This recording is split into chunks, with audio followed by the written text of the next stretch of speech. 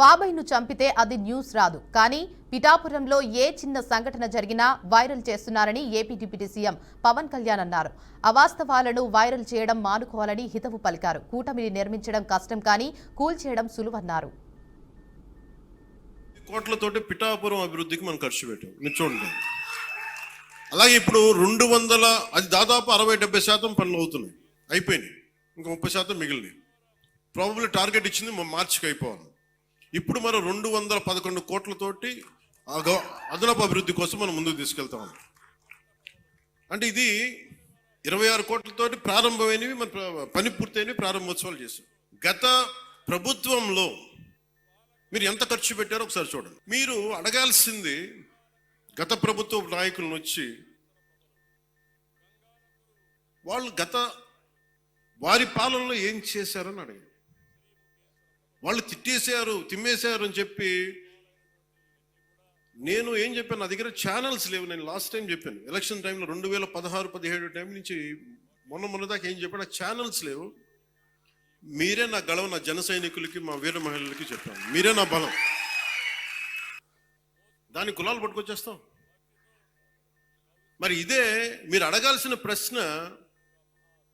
మన జనసేన నాయకులు కూడా చెప్తున్నా, కూటమి నాయకులు కూడా చెప్తున్నా, నాయకులకు ఒకసారి ఇష్టపడి రావచ్చు, ఒకసారి ఇష్టపడి వెళ్ళిపోవచ్చు, కానీ నా గుండెల్లో ఉన్నది మీరు నిరంతరంగా నాది ఉంటారు, నాకు తెలుసు. నాకు ఇది మీరు బయట నుంచి వచ్చి దేనికి పడినా సరే, ఒక స్కూల్లో 2 చిన్నపిల్లలు కొట్టుకున్నా దాన్ని మీరు గొడవ చేసేద్దాం అనుకుంటే నేను ఏం చెప్పను దానికి.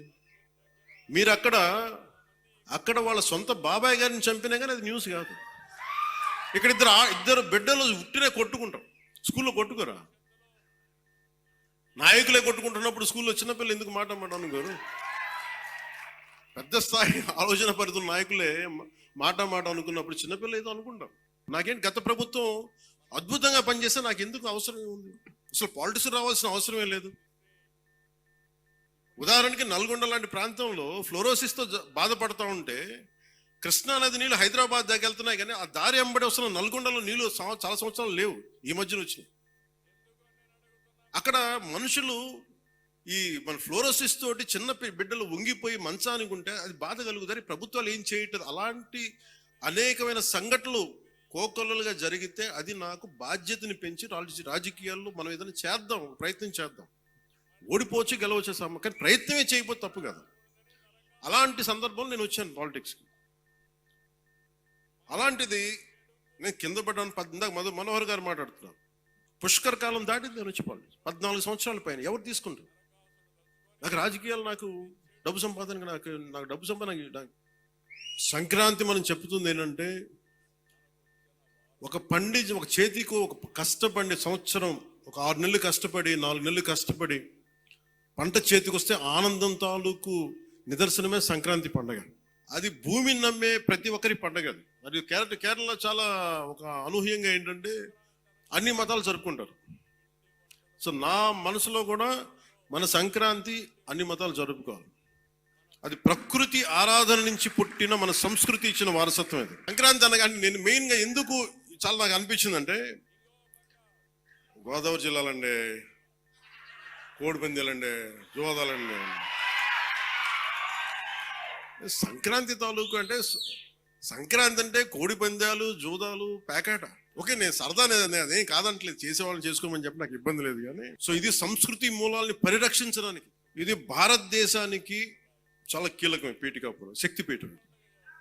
శ్రీపాద శ్రీవల్లభుడు వెలిసింది ఇక్కడ. వారి ఆధ్యాత్మికంగా వాళ్ళు ఎంచుకున్నారు. ఇది నేను నిజంగా చెప్పాలి, నేను రాజకీయాల్లోకి రావాలనుకోలే, సినిమాల్లోకి రావాలనుకోలే, పోటీ చేయాలనుకోలే.